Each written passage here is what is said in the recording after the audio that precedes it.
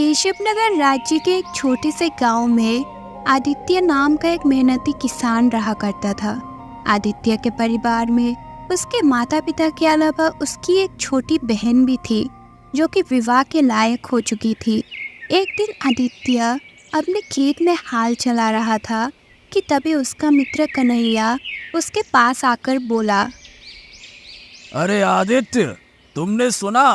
अरे गांव के मुखिया के घर जिसने चोरी की थी वो हमारे गांव का ही मोहनलाल है। और जब उससे पूछा गया कि उसने चोरी क्यों की तो उसने कहा कि उसकी मजबूरी थी। उसने ये भी कहा कि वो चोरी करना नहीं चाहता था। सब भाग्य का खेल है। अरे ऐसा वही करते हैं जो मेहनत नहीं करते और हमेशा अपने भाग्य पर रोते रहते हैं। मूर्ख कहीं का। अरे मूर्ख इतना भी नहीं समझते हैं कि मेहनत से ही भाग्य बनता है। इतना बोलकर आदित्य फिर से अपना हाल चलाने लगा और कन्हैया वहां से चला गया।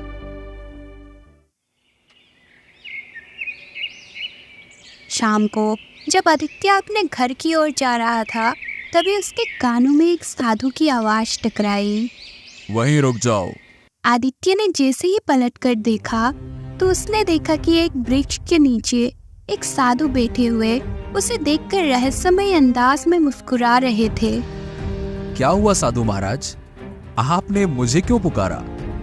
कुछ देर पहले जब तुम अपने मित्र से बात कर रहे थे तब मैं तुम्हारे खेत के पास ही एक वृक्ष के नीचे बैठा हुआ तुम दोनों की बातें सुन रहा था। दरअसल मुझे तुम्हारी भाग्य की परिभाषा अच्छी लगी। अब कहना क्या चाहते हैं आप साधु महाराज? देखो, जिस मुखिया के घर पर जिस चोर ने चोरी की थी वो सत्य कह रहा है। उसने चोरी मजबूरी में की थी। मजबूरी हमसे हर वो काम करा लेती है जिसकी हम कल्पना भी नहीं कर सकते। उस चोर ने सही कहा था, सब भाग्य का खेल है। अब लेकिन साधु महाराज, मैं अब भी अपनी बात पर अटल हूं। इंसान अपना भाग्य अपनी मेहनत से बनाता है। जब कोई इंसान अपने जीवन में मेहनत नहीं करता तो वो सारा का सारा दोष भाग्य पर ही डाल देता है।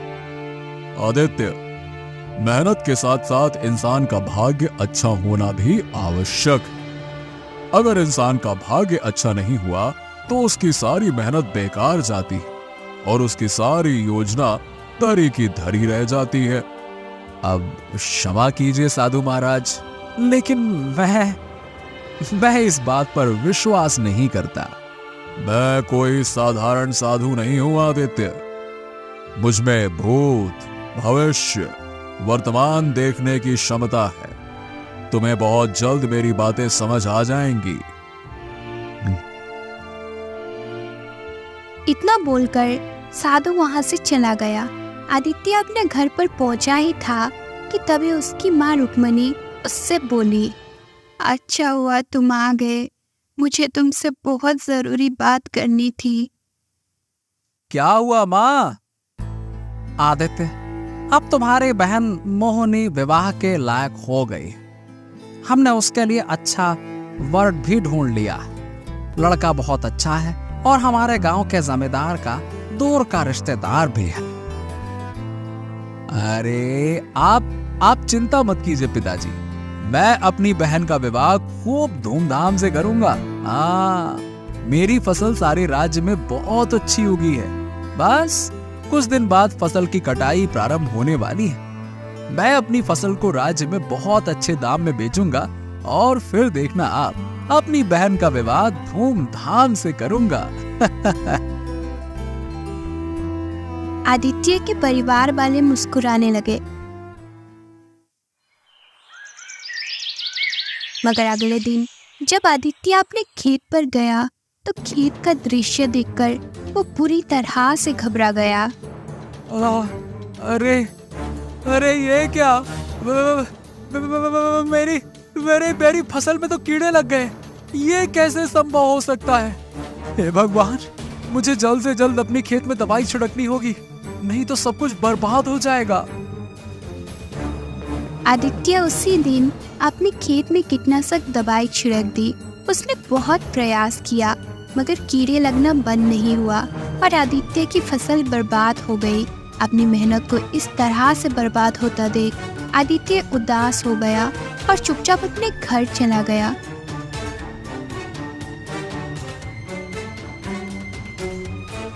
उसे उदास देखकर उसकी माँ रुक्मणी उससे बोली, क्या हुआ आदित्य, तुम उदास क्यों हो? आदित्य सारी घटना बताते हुए बोला, माँ, हमारी सारी फसल बेकार हो गई। मेरी समझ नहीं आ रहा कि अब मैं क्या करूं मैं। चिंता मत करो, तुम तो हमेशा अपने मेहनत को ही भाग्य समझते हो, तो फिर क्यों रोते हो? जाओ, जाकर जमींदार से कर्ज ले लो और केशव नगर से बीज खरीद कर ले आओ। अपनी माँ की बात सुनकर आदित्य जमींदार की हवेली पर चला गया और सारी घटना बताते हुए बोला, जमींदार साहब, मुझे बीज खरीदने के लिए कर्ज चाहिए।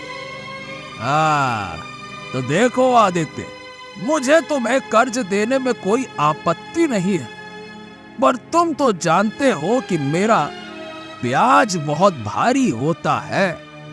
सोच लो, क्या तुम समय पर मेरा कर्ज चुका पाओगे?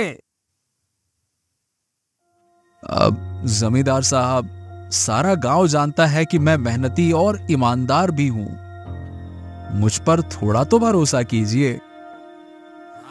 सही बात कह रहे हो, लेकिन बेटा आदित्य, क्या है ना कि भरोसा करके उधार दिया जाता है, ब्याज पर कर्ज नहीं।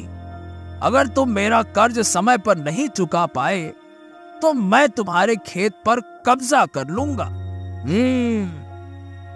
आदित्य गहरी सोच में डूब गया क्योंकि उसके पास बीज खरीदने के लिए भी धन नहीं था। उसने अपनी सारी जमा पूंजी पिछली फसल में लगा रखी थी। कुछ देर बाद आदित्य सोचते हुए बोला, ठीक है, मुझे मंजूर है जमींदार। जमींदार ने कुछ स्वर्ण मुद्राएं आदित्य को पकड़ा दी। आदित्य स्वर्ण मुद्राएं लेकर केशव नगर गया और अच्छे बीज खरीद कर ले आया। फिर वो पूरी मेहनत से खेतों में बीज बोने लगा।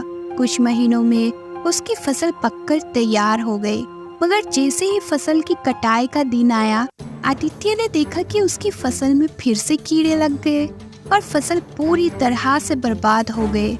ये देखकर आदित्य की आंखों में आंसू आ गए। वो रोते हुए घर आया और सारी घटना अपनी माँ को बताते हुए बोला, माँ, सारी फसल बर्बाद हो गई माँ। ऊपर से मैं जमींदार का कर्जदार भी हो गया।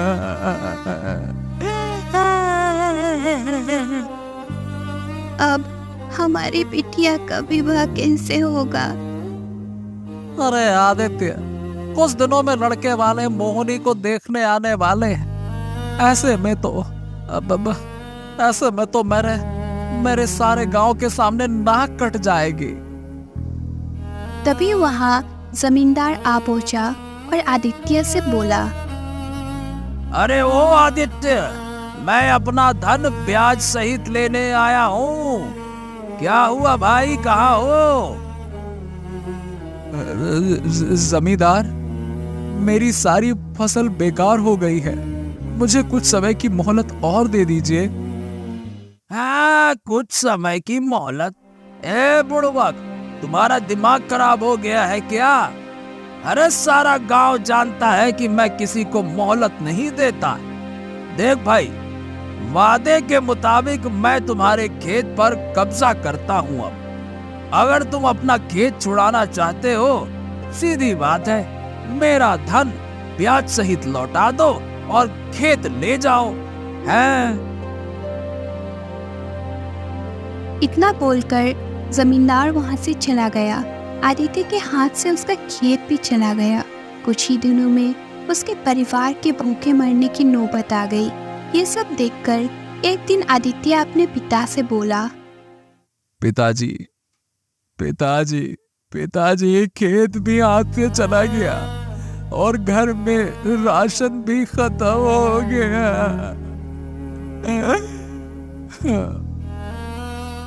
बेटा, मुझे लगता है कि हमारे बिटिया का विवाह अब कभी नहीं हो पाएगा।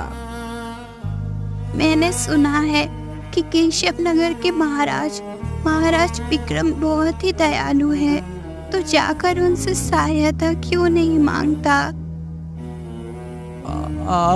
आप सही कहती हो माँ। मैं आज ही केशव नगर जाकर महाराज से सहायता मांगता हूँ। आदित्य उसी दिन केशव नगर के राजा विक्रम के महल में जाने ही वाला था, लेकिन संयोग से राजा विक्रम उसे महल के बाहर ही मिल गए। आदित्य ने राजा विक्रम को सारी घटना बताते हुए कहा, महाराज की जय हो, महाराज की जय हो। महाराज, मेरी सहायता कीजिए। मेरे घर में खाने को कुछ भी नहीं है और मेरी बहन विवाह योग्य हो गई है। अच्छा, तो इसमें हम क्या कर सकते हैं? तुम्हारी फसल में 2 बार कीड़े लगे हैं, जबकि आसपास के किसानों की फसल में ऐसा नहीं हुआ। इसका अर्थ ये है कि तुम्हारा भाग्य सही नहीं चल रहा है, और दूसरा ये है कि तुम झूठ बोल रहे हो। महाराज, मैं झूठ नहीं बोल रहा हूँ। मैं कैसे मान लूं कि तुम सच बोल रहे हो? मैं तुम्हारी कोई सहायता नहीं कर सकता। बात खत्म, यहाँ से जा सकते हो। राजा विक्रम की बात सुनकर आदित्य उदास हो गया और अपने गांव की ओर चल दिया। आधे रास्ते में वो एक घने वृक्ष के नीचे बैठ गया और अपने आप से बोला, पता नहीं ये मेरे सुख को किसकी नजर लग गई है। तभी आदित्य की नजर सामने पड़े एक व्यक्ति पर पड़ी, जिसके शरीर से खून बह रहा था। वो तुरंत उस व्यक्ति के पास पहुंचा और देखा कि वो मर चुका है। अरे, ये तो मर चुका है। तभी आदित्य की नजर उसके हाथ पर गई, जहां एक बड़ा हीरा चमक रहा था। अरे, ये हीरा तो बहुत कीमती लगता है। क्यों ना इसे मैं केशव नगर जाकर किसी जौहरी को बेच दूं?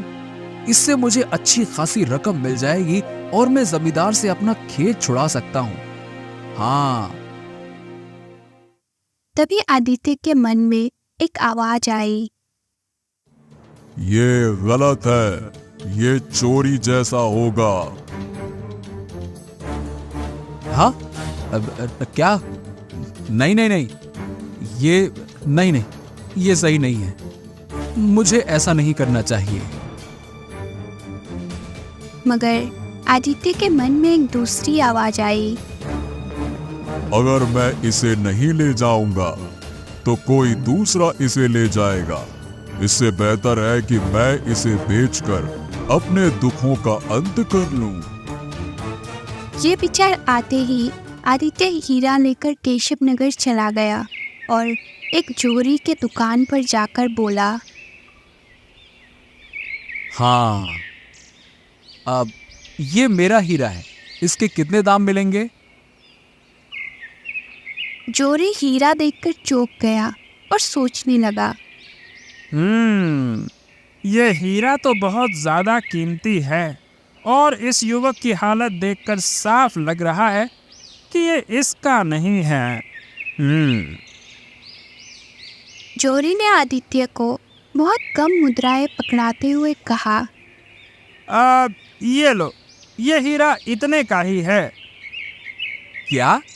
ये क्या कह रहे हो? ये हीरा तो बहुत कीमती है। लाओ इसे वापस करो। मैं इसे किसी और जौहरी को बेच दूंगा। अरे, तुम्हारा दिमाग खराब हो गया है क्या? अब ये हीरा मेरे पास ही रहेगा। मैं समझ गया हूँ कि ये तुम्हारा नहीं है, क्योंकि इतने कीमती हीरे का मालिक कोई ऐसे चिंदी फटे कपड़े पहनने वाला नहीं हो सकता। देखो, जो दिया है उसे लेकर जाओ, नहीं तो मैं तुम्हारी शिकायत महाराज से कर दूंगा। ये सुनकर आदित्य क्रोधित हो उठा और हीरा छीनकर जोरी को धक्का दे दिया। जोरी का सिर दीवार से टकराया और वो वही दम तोड़ बैठा। ये देखकर आदित्य के हाथ पैर फूल गए। हे भगवान, हे भगवान, ये मुझसे क्या हो गया? मैंने हत्या कर दी। हे भगवान, अब मैं क्या करूं? अब मैं क्या करूं? तभी वहां एक व्यक्ति आ गया और उसने जोरी को मरा हुआ देखा। साथ ही उसने आदित्य के हाथ में हीरा देखकर सारा माजरा समझ लिया। आदित्य घबराते हुए उस व्यक्ति से बोला, मैंने इसे नहीं मारा। मैंने तो सिर्फ अपना हीरा वापस लिया था जो ये नहीं दे रहा था। मैंने तो उसे धक्का दिया। मुझे नहीं पता वो कैसे मर गया।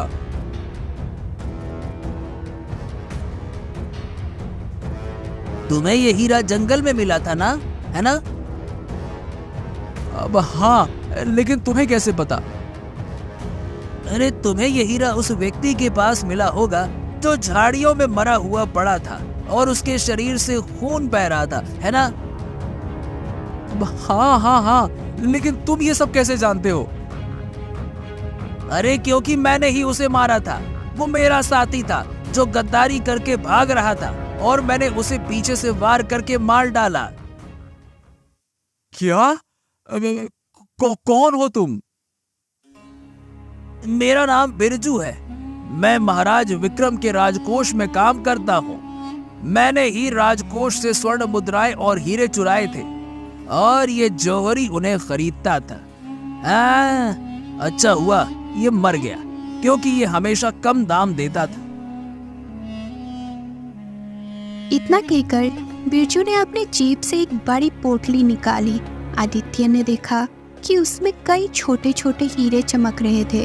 बिरजू ने आदित्य से कहा, ठीक है, ये पोटली तुम रख लो और अपने गांव ले जाओ। मैं कुछ दिनों बाद तुम्हारे घर इसे लेने आऊंगा। लेकिन ये तो बहुत ज्यादा हीरे हैं। क्या तुमने इन्हें भी राजा विक्रम के कोष से चुराया है? हाँ, और मैं ऐसा इसलिए कर रहा हूँ क्योंकि महाराज के मंत्री को मुझ पर शक हो गया है। ये हीरे तुम्हारे घर सुरक्षित रहेंगे और किसी को शक भी नहीं होगा। अगर तुमने मेरी बात नहीं मानी तो मैं महाराज से शिकायत कर दूंगा और मैं कहूंगा कि जंगल में तुमने ही उस व्यक्ति को मारा था और उसका हीरा छीन कर यहाँ ले आए थे। हाँ, और जब जौहरी ने हीरा खरीदने से इनकार कर दिया तो तुमने उसे भी मार दिया। लो भाई, सब जगह तुम ही फंसोगे, ध्यान रखना। नहीं, तुम ऐसा मत करना। अब तुम जो कहोगे मैं वो करूंगा। हाँ, मुझे तुमसे यही उम्मीद थी। इतना कहकर बिरजू ने मरे हुए जोरी के पास से ढेर सारी स्वर्ण मुद्राएं उठाकर आदित्य को थमा दी। हाँ, अब ये मर चुका है तो इसकी स्वर्ण मुद्राओं पर भी तुम्हारा ही अधिकार है। ले लो। आदित्य स्वर्ण मुद्राएं और बिरजू द्वारा दिए हीरे को लेकर चुपचाप अपने गांव की ओर चल पड़ा। बिरजू धीरे धीरे उसके पीछे पीछे चल रहा था क्योंकि वो देखना चाहता था कि आदित्य का घर किस गांव में और कहाँ है। कुछ घंटे बाद आदित्य अपने घर पहुंचा और बिरजू निश्चित होकर वहां से चला गया। आदित्य ने बिरजू द्वारा दी गई हीरे की पोटली छुपाकर रख दी और स्वर्ण मुद्राएं अपने पिता सुखदेव को देते हुए बोला, ये लो पिताजी, महाराज विक्रम ने मेरी कहानी सुनकर मुझ पर तरस खाया और ये स्वर्ण मुद्राएं इनाम के रूप में दे दी। ये तो बहुत अच्छा हुआ आदित्य। इन स्वर्ण मुद्राओं से हमारा कर्ज भी उतर जाएगा, खेत भी वापस मिलेगा और मोहनी का विवाह ही हो जाएगा, है ना?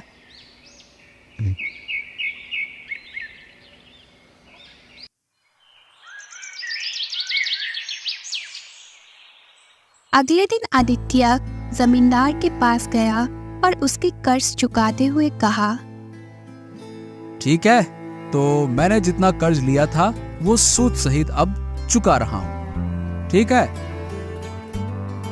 ठीक है भाई, ये लो, आज से तुम्हारा खेत तुम्हारा हुआ। मुझे तो बस अपने धन से मतलब था जो मुझे ब्याज सहित मिल गया। बस बात खत्म।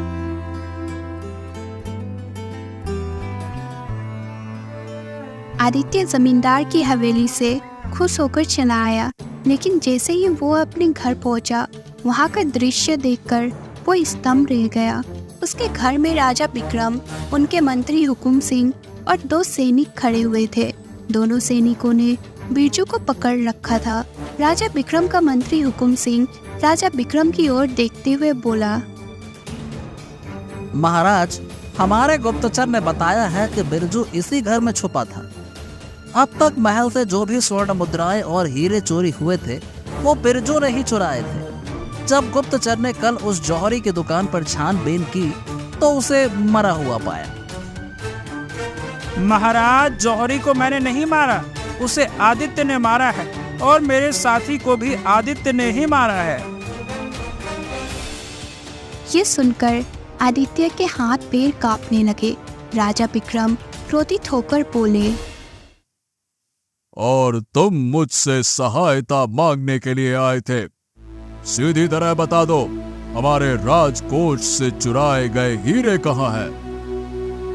डरते हुए आदित्य ने हीरे की पोटली राजा विक्रम को थमा दी और कहा, महाराज, बिरजू झूठ बोल रहा है। मैं तो जौहरी के पास हीरा बेचने के लिए गया था, लेकिन उसकी नीयत खराब हो गई। मैंने उससे हीरा छीना और उसे धक्का दिया, पर मुझे नहीं पता था कि वो मर जाएगा। तभी बिरजू वहां आया और उसने मुझे राजकोष से चुराए हुए हीरों की पोटली दे दी। उसने मुझे धमकी भी दी थी कि अगर मैं उसकी बात नहीं मानूंगा तो वो आपसे शिकायत कर देगा। तुम्हें वो हीरा कहां से मिला? महाराज, जब मैं आपकी सहायता मांगने के बाद अपने गांव लौट रहा था तो मुझे रास्ते में एक मरा हुआ व्यक्ति मिला जिसके हाथ में ये हीरा था।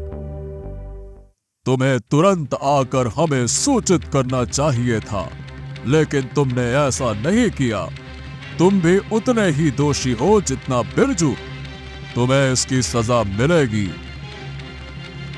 महाराज, मैंने जो कुछ भी किया वो मजबूरी में किया। मेरे परिवार की हालत बहुत दयनीय थी। ये सब बहाने वही लोग बनाते हैं जो मेहनत नहीं करते। जैसे ही राजा विक्रम ने ये कहा, आदित्य को कुछ दिन पहले की घटना याद आ गई। तभी वहां वही साधु आ पहुंचा जिसने राजसमय नजरों से आदित्य की ओर देखा और बोला, क्यों आदित्य, अब समझ में आ गया भाग्य का खेल? साधु महाराज, अब मैं समझ गया। मनुष्य का भाग्य अच्छा होना चाहिए, वरना वो कितनी भी मेहनत क्यों ना कर ले, उसे सफलता नहीं मिलती। आपने सही कहा था कि मजबूरी हमें ऐसे काम करने पर मजबूर कर देती है जिसकी हमने कभी कल्पना भी नहीं की होती। महाराज, इसे छोड़ दीजिए। ये बेचारा भाग्य का मारा है। मैं इसे जानता हूं। ये मेहनती व्यक्ति है और इसका अपराधियों से कोई लेना देना नहीं है। ठीक है साधु महाराज, अगर आप कहते हैं तो मैं इसे छोड़ देता हूं। इतना कहकर राजा विक्रम अपने मंत्री के साथ वहां से चले गए और सैनिक बिरजू को पकड़कर ले गए। देखो, तुम्हारे भाग्य में कुछ समय के लिए बुरा समय लिखा था जो अब खत्म हो चुका है। याद रखना, इंसान की मेहनत जितनी जरूरी होती है उतना ही उसका भाग्य भी महत्वपूर्ण होता है। इतना कहकर साधु वहां से चला गया। साधु की बात सही निकली। कुछ महीनों बाद जब आदित्य ने फसल बोई तो उसकी फसल बहुत अच्छी हुई और राज्य में सबसे अच्छे दामों में बिकी।